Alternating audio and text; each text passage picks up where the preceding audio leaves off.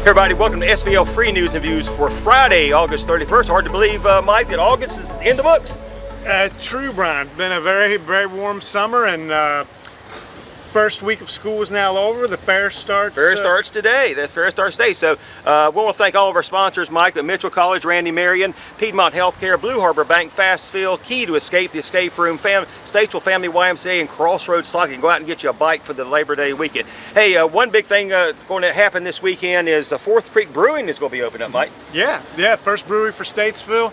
Based on the number of people who've read our story on the opening, going to be a very popular establishment. So the grand opening is slated for Saturday, September 1st from 4 to 10 p.m. And for more information, go to Fourth Creek Brew on Facebook. And of course, the fair, I'm going out this afternoon with Nancy Keith and take a ride through the fair.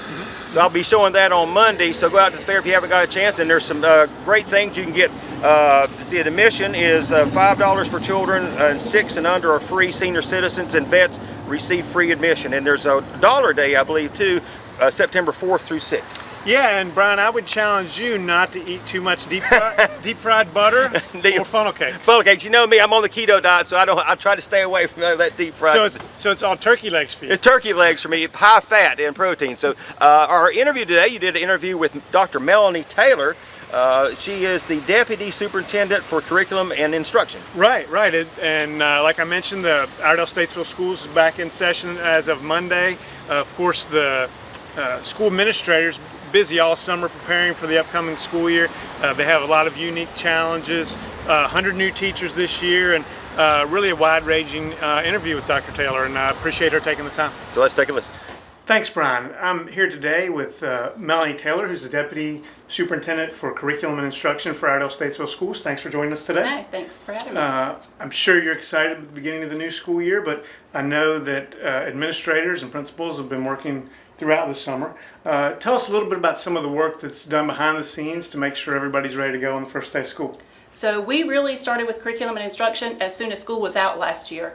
In June, we had several of our curriculum development leaders in, teachers in. They were working on some of the new curriculum that's going to be coming down the pike next year. Or actually this year now, we have a new math curriculum that's in place for grades kindergarten through 8th grade. We have new English language arts standards that are coming on board. So they did a lot of work, curriculum development work, and we have our principals and leadership teams in June to start working on that and learning about the new standards. We've also done a lot of training for them on the operations pieces, all of the logistics pieces. We had some legal folks come in and make sure that everybody was kind of up to par on all of the new legislation and all the legal requirements.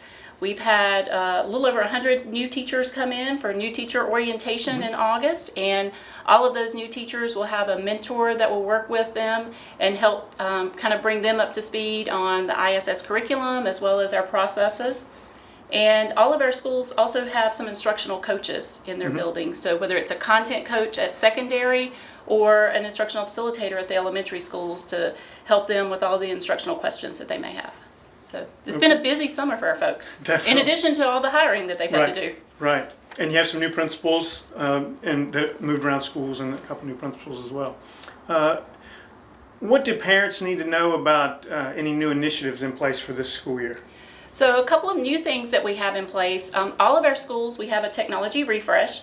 So we have new laptops for our middle school and high school students. That's continuing our one-to-one.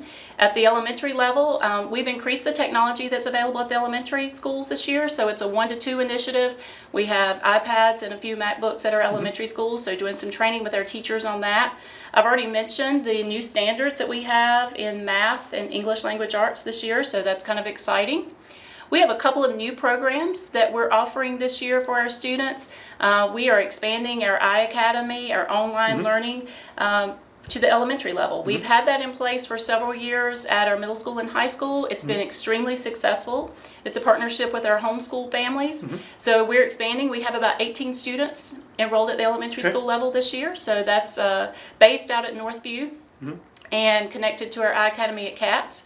We also are starting what we call our DPATS program, our Discovery program at the Springs this year. And that is a special program for some of our exceptional children that have some of our most challenging behavioral needs. And by bringing that program into one location instead of across 3 schools, we're really able to consolidate our resources and put all of our specialists and behavior specialists in that one building. So, and we're able to offer some additional resources there that we couldn't offer when those were across 3 sites. So we're really excited about some of those new programs. One of the other things that is really big for us coming up this fall is the quarter-cent sales tax referendum. And that is going to be on the ballot in November, and our voters will have a chance to speak their piece on that. But it will be very important to help us increase some of our student safety, student assistance workers, mental health workers, and all in the building. So that's going to be a big initiative that you'll hear a lot about this fall. So if that's approved, I think the latest number was it'd be about $6 million spread out between ISS, Mooresville Graded, and Mitchell Community College. Correct. And the district has set some priorities, like you mentioned, student safety and student well-being. So that you're right, that is important. We have a low property tax rate, Yes. and our county's proud of that. And the thinking being that a sales tax spreads out the burden across everyone. Right. And I think what's important, some people when they hear quarter cent, they don't think it's 1/4 of 1 penny. Right. So Right. it's $25 on a $100 purchase at Walmart. And I think what you made the point is really important, that it's not just for the citizens that live here in Iredell County, it's for everybody who drives up and down the interstates that stops in and buys something. Right. It doesn't impact groceries, it's not on the gas tax, and it doesn't impact farmers and some of their farm equipment and resources there. So Okay. Well, I'm sure we'll be talking more about that as we get Absolutely. closer to November. Let's turn the page a little bit and talk about the challenges the district faces. ISS has several schools that fall into the low performing category according to the state guidelines and the state Yes. report card. Which students are at most risk for falling behind in these schools, and what programs and initiatives does the district have in place to help those students? So, if you look at the schools that are designated as low performing, and those are schools that receive a D or F on the report card that are meeting growth or not meeting their growth standards. If you look at those schools, what you'll find is a high concentration of students receiving free and reduced lunch. So many times those students have a lot of other needs outside of the classroom. Many of those students are also labeled exceptional children and fall into many of those other categories. And so what you find a lot of times is those scores often track poverty in our buildings. And what we know is we need to put more resources, because a lot of times those students come to us further behind than some of our other students in our other buildings. We do have a couple of those schools designated as a restart schools, and that gives us a little more flexibility from the state. It actually gives us charter-like flexibility. Okay. So flexibility with hiring, flexibility with how we do our budgeting with those schools, and some of the restraints are removed when we're working with those restart schools. And our schools here in the county have really done some very creative things and are working to look at their schools differently and how they set their schools up differently, even down to teachers in the classroom, instead of teaching their classroom of students all day, may teach students across multiple classrooms in those buildings. If you talk to the folks at MB Mills Elementary School, they're really excited this year. They're getting ready to kick off a system that's modeled after the Ron Clark Academy, which has been very, very successful in Atlanta. They've divided their students into houses and really kind of focusing on the climate and the culture of that building, and focusing on increasing the rigor and the expectations for the students. So, it takes a while to eat an elephant. You have to do it one bite at a time. Right. And we are seeing, over the last couple of years, we are seeing some steady increases in those scores. We certainly want to see those scores increase much faster than what we're seeing, but we are seeing some positive improvements. And I think that goes back to leadership in those buildings, making sure we have really good, strong teachers in the buildings that are focusing on a rigorous curriculum. And 2 of the schools that have been successful are Harmony Elementary and West Middle. Tell us a little bit about the work being done there. So you're right. A couple of those schools, a couple of years ago, Harmony was designated as a D school, West Middle was designated as an F school. And they have both increased to B and C schools and have maintained that with exceptional growth the last couple of years. And if you look at the data, the most important aspect in student achievement is having a high quality teacher in the classroom. The second most important factor is a building leader and making sure that that principal has strong leadership skills. And I think if you go back and you look at what has helped to turn those two schools around, that is where they have started. They've started with making sure they've got strong teachers in the right places in the building. If that means moving them around to different grade levels, those building leaders have done that. Setting high expectations and building relationships. Those principals, if you talk to the teachers in their building and the students in their building, they have very, very good relationships. And those pieces all wrapped in together have helped do that. There's really not a silver bullet, a program that you can put in and plug in to say, this is automatically going to reduce or increase my test scores. But when you look at the combination of those three factors, it has made a difference for those schools.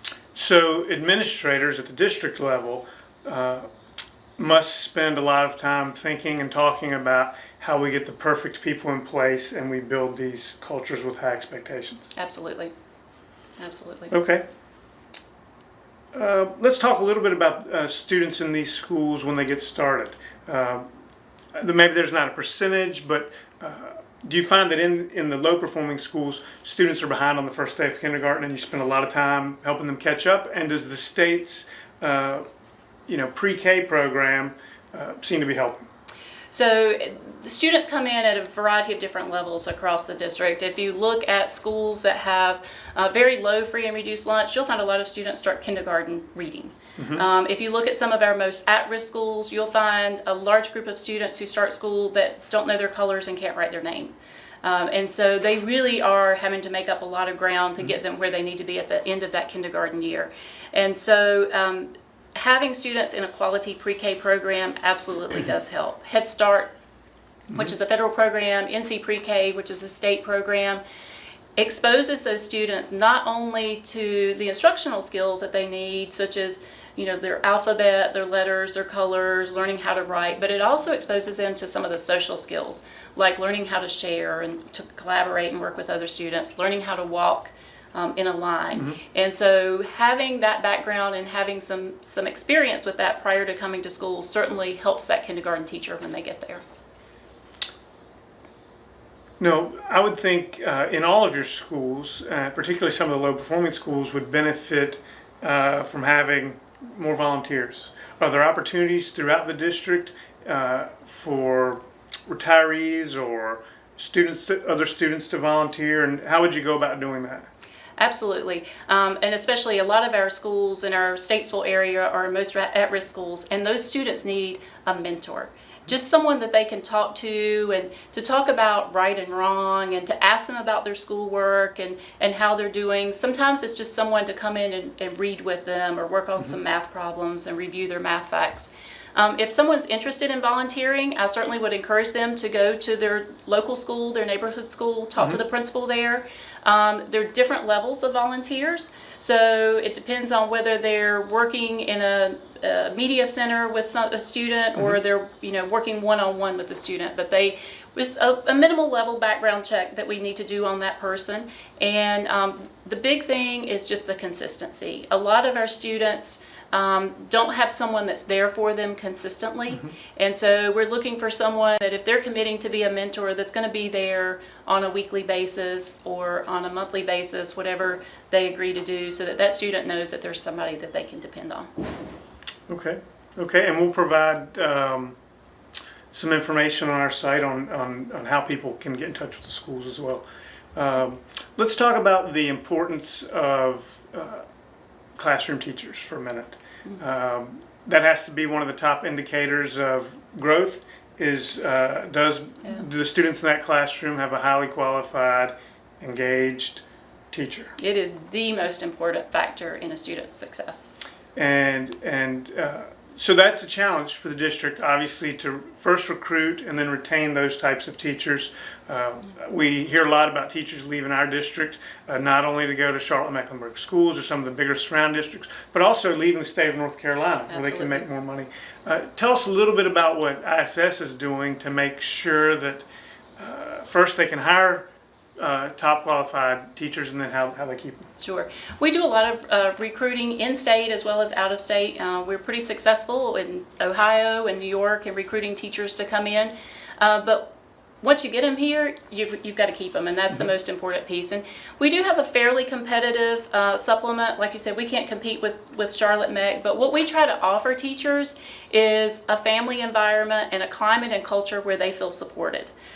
We provide, I shared with you some of the supports we provide on the curriculum and instruction side with content coaches that will come and work with them in developing their lessons and kind of helping them figure out what the curriculum is, going in, working with them in their classrooms, working with them on classroom management issues, which a lot of times for beginning teachers is an issue. That relationship that our principals have with the teachers is important. All of our teachers and staff within grade levels or content areas work in a professional learning community so that they do have that sense of family and that they're not on an island all by themselves. So while we can't always offer some of the financial perks that larger districts can, we try to make up for that in providing a very close-knit and supportive atmosphere. I know one of the things that a lot of folks are really interested in when we talk to them at recruitment sites is that we have a one-to-one initiative. And so that technology is very, very important for a lot of our newer teachers coming out of school as well. Okay. Well, thank you for taking the time to speak with us today. Thank you. Good luck during the coming school year, and I'm sure we'll visit with you again soon. Absolutely. Thanks so much. So there you have it, a really comprehensive interview with Dr. Melanie Taylor. They're really trying some new things with the I Academy, and so it was great to do that. And okay, now, so Mike, you got big plans for the weekend? Hopefully not. Okay, so remember everybody, if you haven't done it, go to svlfreenews.com and sign up for your email edition, which comes out every morning at 5 a.m. And next time I see you, Mike, it's going to be September. So have a good weekend, and we'll see you on Monday. All right, thank you.